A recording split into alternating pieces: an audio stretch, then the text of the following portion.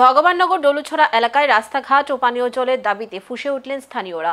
আজ দুপুর 12টা নাগাদ কৈলাসহর ধর্মনগর জাতীয় সড়ক অবরোধ করে বিক্ষোভ দেখান অন্তত 70টি পরিবারের সদস্যরা।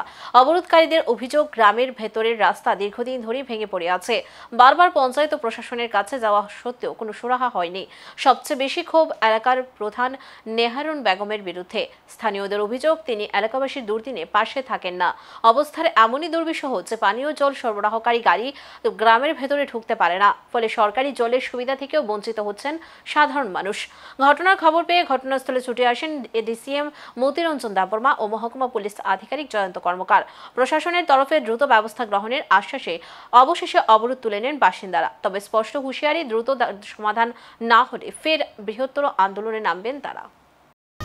আমরা রাস্তা অবরোধ করছি, আমরা জলের দরকার, এরপরে আমরা রাস্তার দরকার, এই কারণে আইসি। এখন প্রশাসন আইসে।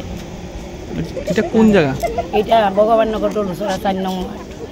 এখানে যে প্রধান আছে তানরে জানাইছিলেন? হ্যাঁ, সবরে জানাইছি। কারে কারে জানাইছেন? ভিডিও, এরপরে